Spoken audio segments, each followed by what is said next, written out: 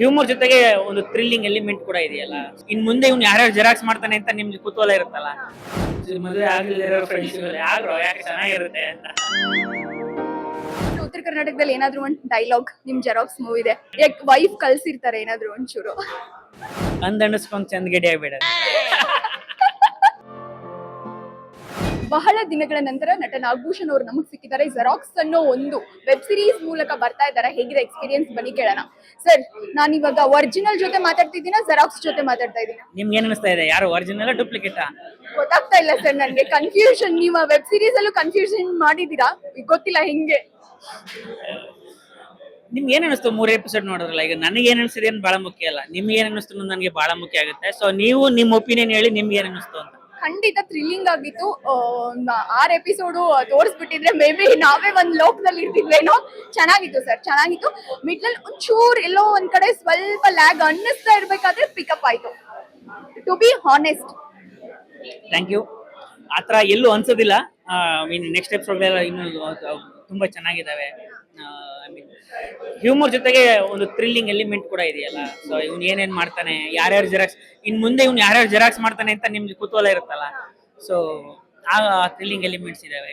I think ನೀವು D glamour ಕಾಣಿಸ್ಕೊಂಡಿದ್ದೀರಾ ಅಂತ ಅನ್ಸುತ್ತೆ ಅಲ್ವಾ? ಇಲ್ಲಿ ತುಂಬಾ ಚೆನ್ನಾಗಿ ಹ್ಯಾಂಡ್ಸಮ್ ಆಗಿ ಕಾಣಿಸ್ತಾ ಇದ್ದೀರಾ. ಅಲ್ಲಿ ಸ್ವಲ್ಪ ತುಂಬಾ ಲೈಕ್ ಚಬ್ಬಿಯಾಗಿ ಡಾರ್ಕ್ ಐ ಅದೆಲ್ಲ ಪಾತ್ರಕ್ಕೋಸ್ಕರ ಮಾಡಿರೋದ? ಅಂದ್ರೆ ಪಾತ್ರ ಕೇಳಿದಾಗ ನಂಗೆ ಅನ್ಸಿದ್ದು ಏನು ಇಲ್ಲದೆ ಸುಮ್ಮನೆ ಹಳ್ಳಿಲಿ ಹೇಗಿರ್ತಾರಲ್ಲ ಹಂಗಿಟ್ಬಿಡ್ಬೇಕು ಅಂತ. ಒಂದು ನಯ ಪೈಸೆ ಮೇಕಪ್ ಮಾಡ್ಕೊಂಡಿದ್ದಿಲ್ಲ ಅಲ್ಲಿ, ಏನು ಇಲ್ಲ. ಸುಮ್ಮನೆ ಹೆಂಗ್ ಬರ್ತೀನಿ, ಸುಮ್ಮನೆ ಹಿಂಗ್ ಕೂದ್ಲಿಂಗ್ ಮಾಡ್ಕೊಂಡು ಬನ್ನಿ ಮಾಡೋಣ ಅಂತ ಮಾಡ್ತಾ ಇದ್ದೆ. ಸ್ವೆಟ್ ಗಿಟ್ ಬಂದ್ರೆ ತೆಗಿತಾ ಇದ್ದೆ, ಬಿಟ್ರೆ ಒಂದು ಚೂರು ಮೇಕಪ್ ಮಾಡ್ಕೊಂಡಿದ್ದಿಲ್ಲ. ಪಾತ್ರ ಸ್ವಲ್ಪ ಅಥೆಂಟಿಕ್ ಆಗಿ ಕಾಣಿಸ್ಬೇಕು ಅಂತ ಅಷ್ಟೇ, ಬೇರೆ ಏನಿಲ್ಲ. ನೀವೊಂದು ಜೆರಾಕ್ಸ್ ಮಷೀನ್ ಜೊತೆ ಆಕ್ಟ್ ಮಾಡ್ಬೇಕಾದ್ರೆ ನಿಮಗೆ ಹೆಂಗ್ ಎಕ್ಸ್ಪೀರಿಯನ್ಸ್ ಇತ್ತು? ಅಂದ್ರೆ ಕೆಲವೊಂದು ಸೆಕೆಂಡ್ ಇಮ್ಯಾಜಿನ್ ಮಾಡ್ಕೊಂಡು ಮಾಡೋದಕ್ಕಿತ್ತಲ್ಲ. ಸೊ ಹಾಗೆ ಹೀಗೆ ಅಂತ. ಸೊ ಅದೊಂದು ಸ್ವಲ್ಪ ಕಷ್ಟ ಅಂತ ಅನ್ಸೋದಕ್ಕಿಂತ ಒಂಥರ ಎಕ್ಸೈಟಿಂಗ್ ತರ ಅನ್ಸಿತ್ತು. ಬಟ್ ಶ್ರೀನಿಧಿ ಅವ್ರಿಗೆ ಕ್ಲಾರಿಟಿ ಇತ್ತು, ಅವ್ರಿಗೆ ಏನ್ ಬೇಕು ಅನ್ನೋ ಕ್ಲಾರಿಟಿ ಇತ್ತು. ಸೊ ಅದು ಸ್ವಲ್ಪ ಈಸಿ ಆಯ್ತು ನನಗೆ. ನಿಮ್ಮ ಥಿಯೇಟರ್ ಎಕ್ಸ್ಪೀರಿಯನ್ಸ್ ನ ಇಲ್ಲಿ ಹಾಕಿದ್ರಿ ಅಂತ ಅನ್ಸುತ್ತಾ? ಬಿಕಾಸ್ ಅದು ಇರುತ್ತೆ ನೋಡಿ, ಲೈಕ್ ತದ್ರೂಪಿಯಾಗಿ ಕಾಪಿ ಮಾಡಿ ಮಾತಾಡೋದು ಥಿಯೇಟರ್ ಅಲ್ಲಿ ಅದು ಕಲ್ಸ್ಕೊಡ್ತಾ ಇರ್ತಾರೆ. ಸೊ ಅದು ಎಕ್ಸ್ಪೀರಿಯನ್ಸ್ ಇಲ್ಲಿ ಯೂಸ್ ಆಯ್ತಾ ನಿಮ್ಗೆ? ಅದು ಥಿಯೇಟರ್ ಕಲ್ತಿರೋದು ಪ್ರತಿ ಸಿನಿಮಾದಲ್ಲೂ ಅದು ಹೆಲ್ಪ್ ಆಗ್ತಾನೆ ಇರುತ್ತೆ. ಅದನ್ನ ಕಲಿಕೆ ಅಲ್ಲ, ನಿರಂತರ ಅಲ್ವಾ. ಅಂದ್ರೆ ಈಗ ನಾನು ಈಗ್ಲೂ ಇಲ್ಲಿ ಬರೋ ಮುಂಚೆನೂ ಯಾವ್ದೋ ಏನೋ ಓದ್ತಾ ಇದ್ದೆ. ಅದು ಓದ್ತಾ ಅದನ್ನ ಯಾವ ತರ ಹೇಳ್ಬೋದು ಅಂತ ನನಗಾನೇ ಪ್ರಾಕ್ಟೀಸ್ ಮಾಡ್ಬೋದು. ಸುಮ್ಮನೆ ಜನರೆಲ್ಲ ಕೂತಿದ್ದಾಗಲೂ ಅದು ಮಾಡ್ತಾ ಇರ್ತಾರೆ. ಅದು ನಿರಂತರ. ಸೊ ಅದು ಪ್ರತಿಯೊಂದು ಸಿನಿಮಾದಲ್ಲಿ ಇರುತ್ತೆ. ಈ ಸೀರೀಸ್ ಅಲ್ಲಿ ಕೂಡ ಡೆಫಿನೆಟ್ ಆಗಿ ಹೆಲ್ಪ್ ಆಗಿದೆ. ಬಟ್ ಅದು ಕೋಆರ್ಡಿನೇಷನ್ ಇರುತ್ತಲ್ಲ ಸರ್, ನೀವು ಅವ್ರ ಲೆಫ್ಟ್ ಕೈ ಮಾಡಿದಾಗ ಲೆಫ್ಟ್ ಮಾಡ್ಬೇಕು, ರೈಟ್ ಮಾಡಿದಾಗ ರೈಟ್. ಎಷ್ಟ್ ಸರಿ ಸೈಕಲ್ ಹೊಡೆದ್ರಿ, ಎಷ್ಟ್ ಸರಿ ರೀಟೇಕ್ ಆಯ್ತು? ಇದು ತುಂಬಾ ರೀಟೇಕ್ ಅಲ್ಲ ಅದು, ಯಾಕಂದ್ರೆ ಅದು ಕೇಳುತ್ತಲ್ಲ, ಅಷ್ಟೊಂದು ಪರ್ಫೆಕ್ಷನ್ ಇರಲ್ಲ ಅಂತಂದ್ರೆ ಮಜಾ ಇರಲ್ಲ. ಅಂಡ್ ಆ ಡೈಲಾಗ್ ಮಾತ್ರ ಅನ್ನೋರ್ ಡೈಲಾಗ್ ಹೊಡಿಬೇಕಾದ್ರೆ ಎಕೋ ಆಗ್ಬೇಕು, ಎಕ್ಸಾಕ್ಟ್ ಆಗಿ ಬರ್ಬೇಕು. ಅದು ಎಫೆಕ್ಟ್ಸ್ ಅಲ್ಲಿ ಮಾಡಿದ್ದಾರೆ ಎಲ್ಲ. ಸೊ ಎಷ್ಟು ಎಫರ್ಟ್ ತಗೊಂಡಿದೆ ನಾಗಭೂಷಣ್ ಅವ್ರದ್ದು? ಎಫರ್ಟ್ ಎಷ್ಟು ಹೋಗಿದೆ ಈ ಒಂದು ವೆಬ್ ಸಿರೀಸ್ಗೆ? ಪ್ರತಿಯೊಂದು ಸಿನಿಮಾಗೂ ನಾವು ಅಷ್ಟೇ ಎಫರ್ಟ್ ಹಾಕ್ತೇವೆ, ಸಿನಿಮಾಗಲಿ ಸೀರೀಸ್ಗಾಲಿ. ಅದು ನಮ್ಮ ಕೆಲಸ ಅಲ್ಲ. ನಾವು ಅದೇ ಮಾಡ್ತಾ ಇರೋದು. ಅಂದ್ರೆ ಈಗ ಒಬ್ಬ ಸಾಫ್ಟ್ವೇರ್ ಇಂಜಿನಿಯರ್ ಒಂದು ಕೆಲಸ ಮಾಡೇ ಮಾಡ್ತಾನೆ ಕಷ್ಟಪಟ್ಟು. ಈಗ ನೀವು ಕಷ್ಟಪಟ್ಟು ಏನೇ ಆದ್ರೂ ಬಿಸಿಲು ನೀವು ಬೈಕ್ ತಗೊಂಡು ಕಷ್ಟಪಟ್ಟು ಬೈಕ್ ತಗೋತಿರ್ತೀರ. ಹಾಗೆ ನಾವು ಏನೋ ನಮ್ಮ ಕಷ್ಟದ ಸುಖನೋ ಎಂಜಾಯ್ ಮಾಡ್ಕೊಂಡು ನಮ್ಮ ಕೆಲಸ ನಾವು ಮಾಡ್ತಿರ್ತೀವಿ. ಬಟ್ ಅದಕ್ಕೆಲ್ಲ ಖುಷಿಯಿಂದ ಸಿಗೋದು ಯಾವಾಗ ಅಂತಂದ್ರೆ, ಈಗ ಸೀರೀಸ್ ನೋಡಿದಾಗ ಎಲ್ರದ್ದು ರಿಯಾಕ್ಷನ್ ನೋಡಿದ್ನಲ್ಲ. ಸೊ ನನ್ಗೆ ಆವಾಗ ಬಹಳ ಖುಷಿ ಆಯ್ತು.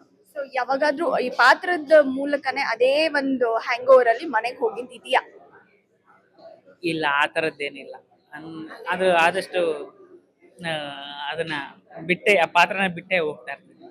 ಓಕೆ, ಮದ್ವೆ ಆಗಿದ್ದೀರಾ. ಸೊ ಮದ್ವೆ ಆದ್ಮೇಲೆ ನನಗೆ ಫಸ್ಟ್ ಟೈಮ್ ನೀವು ಸಿಗ್ತಾ ಇರೋದು.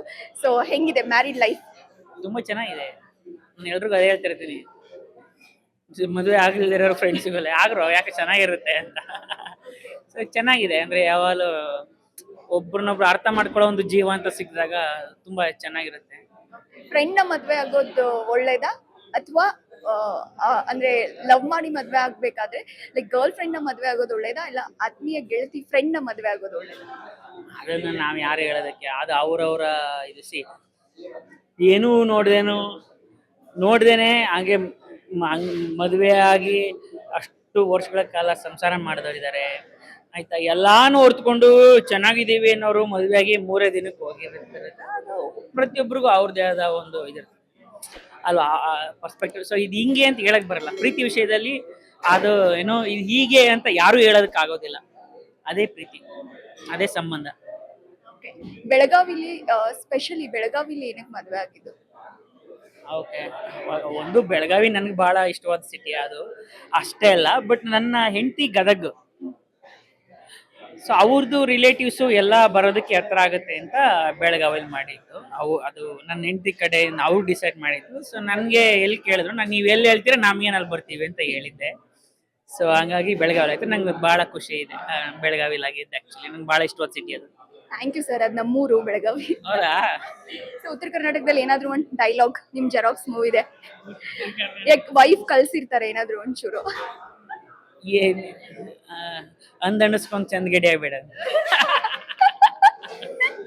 ಓಕೆ, ವೈಫ್ಗೆ ಏನಾದ್ರು ಹೇಳ್ತಾ ಇರ್ತೀರಾ ನಮ್ಮ ಭಾಷೆ ಒಳಗಡೆ ಏನಾದ್ರು? ಹೇಳ್ತಿರ್ತೀನಿ, ಅವ್ರದ್ದು ಭಾಷೆ ತರ ಇಮಿಡಿಯೇಟ್ ಮಾಡ್ತಿರ್ತೀನಿ, ನಾನು ಆಡ್ಕೋತಿರ್ತೀನಿ. ಏನಂತ ಆಡ್ಕೋತಿರ್ತೀರಾ? ಏನಂತ ಕರಿತೀರಾ ನಿಮ್ಮ ವೈಫ್ನ? ಪೂ ಅಂತ ಕರೀತಾರೆ. ಹೂ. ಅವ್ರು ನಿಮ್ಮನ್ನ ಏನಂತ ಕರೀತಾರೆ? ಪೂ ಅಂತ. ನಾವು ನಾಗು ಅಂತಾಳೆ. ಸೊ ಒಟ್ನಲ್ಲಿ ಹ್ಯಾಪಿ ಚೆನ್ನಾಗಿದೆ ಮದ್ವೆ ಲೈಫು. ಸೊ ಫ್ರೆಂಡ್ ಸರ್ಕಲ್ ಎಲ್ಲ ಮದ್ವೆ ಆದ್ರೆ ಡಾಲಿ ಅವ್ರದ್ದು ಆದ ತಕ್ಷಣ ಎಲ್ಲ ಈಗ ನೋಡೋಣ, ಒಬ್ಬೊಬ್ರದ್ದು ಆಗತ್ತೆ. ನೀವು ಮದ್ವೆ ಆಗಿದ್ದೀರಾ? ಆಗ್ರಿ, ಚೆನ್ನಾಗಿರುತ್ತೆ. ಖಂಡಿತ ಆಗೇನೆ ಸರ್, ಹುಡುಗ ಸಿಗ್ತಾರೆ ಆಗಿ. ಅದು ನೀವು ನಿಮ್ಗೋಸ್ಕರ ಕೇಳ್ಕೊಂಡಿದ್ದ? ಈಗ ನನ್ನ ಬೆಸ್ಟ್ ಫ್ರೆಂಡ್ ನ ಮದುವೆ ಆಗ್ಬೇಕಾ, ರಿಲೇಶನ್ಶಿಪ್ ನಿಮ್ಗೆ ಡೌಟ್ ಇದೆಯಾ? ಮೇ ಬಿ ಎಕ್ಸ್ಪೀರಿಯನ್ಸ್ ಲೈಕ್ ಇಲ್ವಲ್ಲ, ಅದಕ್ಕೇನೆ ನಿಮ್ಮನ್ನ ಕೇಳಿ ತಿಳ್ಕೊಂಡು ಆಮೇಲೆ ಹುಡುಗನ ಹುಡುಕಿ ಆಮೇಲೆ ಮದ್ವೆ ಆಗ್ಬೇಕು ಅಂತ. ಎಕ್ಸ್ಪೀರಿಯನ್ಸ್ ಇರೋರ್ನ ಕೇಳೋಣ ಅಂತ ಅನ್ಕೊಳ್ಳಿ. ನಾನು ಎಲ್ರನ್ನೂ ರೆಪ್ರೆಸೆಂಟ್ ಮಾಡ್ತಾ ಇದ್ದೀನಿ ಅಂತ. ಸಿಂಗಲ್ ಆಗಿ ಆತರ ಏನಿಲ್ಲ. ಪ್ರತಿಯೊಬ್ಬರದ್ದು ಅವ್ರದೇ ಜೀವನ, ಅವ್ರದ್ದೇ ರೂಲ್ಸ್ಗಳು ಈ ತರ ಇರ್ತವೆ. ಸೊ ಯಾರನ್ನು ಹೀಗೆ ಅಂತ ಹೇಳೋದಕ್ಕೆ ಆಗೋದೇ ಇಲ್ಲ. ಪ್ರತಿಯೊಬ್ಬರದ್ದು ಅವ್ರದೇ ಒಂದು ಯೂನಿಕ್ನೆಸ್, ಅವ್ರದೇ ಒಂದು ದಾರಿ ಇರುತ್ತೆ. ಡಾಲಿ ಅವರು ಗುಡ್ ನ್ಯೂಸ್ ಕೊಟ್ಟಾಯ್ತು, ತಂದೆಯಾಗಿ ಬಡ್ತಿ ಪಡೆದಿದ್ದಾರೆ. ಸೊ ಏನ್ ಹೇಳಕ್ ಇಷ್ಟಪಡ್ತೀರಾ? ಖುಷಿ ಆಗುತ್ತೆ, ಗೆಳೆಯ ತಂದೆ ಆಗ್ತಾ ಇದ್ದಾನೆ. ಅವರಿಬ್ರು ಸಂಬಂಧ ಬಹಳ ಚಂದ ಅನ್ಸುತ್ತೆ. ಸೊ ನಾವು ಅವಾಗ ಹೋಗಿ ಮೀಟ್ ಆಗ್ತಾ ಇರ್ತೀವಿ. ಚೆನ್ನಾಗಿದ್ದಾರೆ, ಒಬ್ಬ ಒಳ್ಳೆ ತಂದೆ ಆಗ್ತಾನೆ. ಸೊ ಹಿಂಗ ಅಷ್ಟೇ. ಓಕೆ, ಇವತ್ತು ಯಾಕೋ ಡಾಲಿ ಅವ್ರ ಮುಖದಲ್ಲಿ ನಗುನೇ ಇರ್ಲಿಲ್ಲ. ಯಾಕೆ? ಪ್ರೊಡ್ಯೂಸರ್ ಆಗಿದ್ದಾರೆ ಅನ್ನೋ ಪ್ರೆಷರಾ? ಇಲ್ಲ, ಅವನು ಶೂಟಿಂಗ್ ಮುಗಿಸಿ ಅರ್ಜೆಂಟ್ ಆಗಿ ಬಂದ. ಮತ್ತೆ ಪುನಃ ವಾಪಸ್ ಶೂಟಿಂಗ್ ಹೋಗಿ ಜಾಯ್ನ್ ಆಗ್ಬೇಕಿತ್ತು. ಈ ಮಧ್ಯೆ ಗ್ಯಾಪ್ ಅಲ್ಲಿ ಬಂದಿದ್ದು. ಸೊ ಇಲ್ಲಿ ಲೇಟ್ ಆಗ್ತಿತ್ತಲ್ಲ ಅವ್ನಿಗೆ. ಅಯ್ಯೋ ಅಲ್ಲಿ ಹೋಗ್ಬೇಕು, ಶೂಟಿಂಗ್ ನಡೀತಾ ಇದೆ ಅನ್ನೋದು ಒಂದು ತಲೆಯಲ್ಲಿ ಓಡ್ತಾ ಇತ್ತು. ಬಹುಶಃ ಅದಕ್ಕಿರ್ಬೋದೇನೋ. ಸರಿ ಸರ್, ನಿಮ್ದೇ ಯಾವಾಗ ಗುಡ್ ನ್ಯೂಸ್? ಆ ನಿಮ್ದೇ ಯಾವಾಗ ಗುಡ್ ನ್ಯೂಸ್? ಬರುತ್ತೆ ಆಗುತ್ತೆ. ನಮ್ ಕಡೆ ಒಂದು ಗಾದೆ ಇದೆ, ಮೂಗೂರು ಜಾತ್ರೆ ಮುಂದೆ ಆದ್ರೆ ಮುಡುಕ್ತರ ಜಾತ್ರೆ ಹಿಂದೆ ಅಂತ.